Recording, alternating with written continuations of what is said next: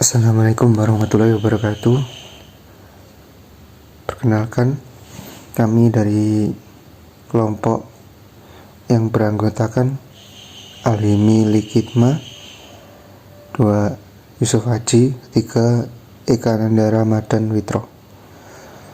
Kelompok kami akan membahas tentang hukum perwakafan di Indonesia.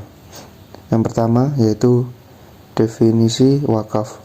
Secara etimologis, wakaf berarti menahan, berhenti atau diam.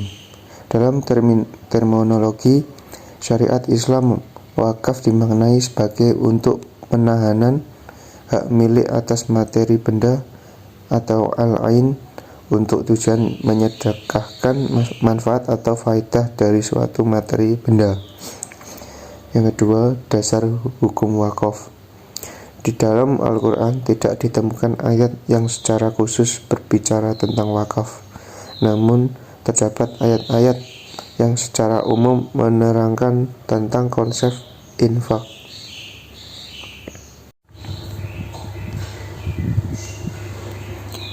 Ketiga, unsur atau rukun wakaf.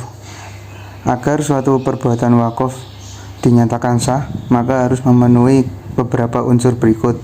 Yang pertama, ada orang yang berwakaf atau wakif, ada harta yang diwakafkan atau mauquf, ada tempat kemana diwakafkan harta itu atau tujuan wakaf atau mauquf alaih, ada akad atau pernyataan wakaf atau sigat, ada pengelola wakaf atau nazir, ada jangka waktu yang tidak terbatas.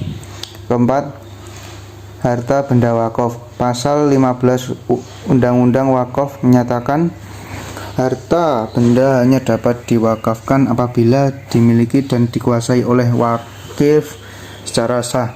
Jenis harta benda wakaf meliputi benda tidak bergerak dan benda bergerak.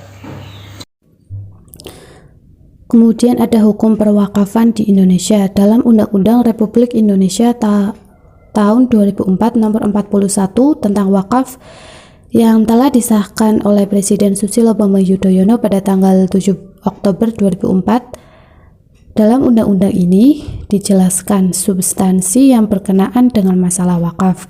Di antaranya ada seperti pengertian wakaf, unsur-unsur wakaf, nazir, jenis harta benda wakaf, akta ikrar wakaf, dan pejabat pembuat akta ikrar tersebut, tata cara pengumuman harta benda wakaf, pengelolaan dan pengembangan, penukaran harta benda wakaf, pembinaan dan pengawasan, sanksi administratif bagi pelanggar wakaf, ketentuan peralihan, ketentuan penutup sampai penyelesaian sengketa wakaf.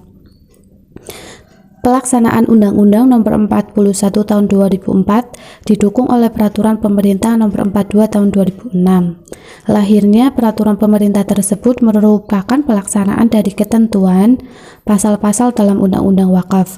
Substansi peraturan pemerintah tersebut ada jenis mekanisme pendaftaran, jenis harta benda wakaf, tata cara pendaftaran, pengelolaan dan pengembangan harta benda wakaf, penukaran harta benda wakaf, bantuan pembiayaan terhadap badan wakaf atau BWI, fungsi pembinaan ada pada pemerintah bersama dengan BWI, kemudian ada sanksi administratif dan ketentuan peralihan.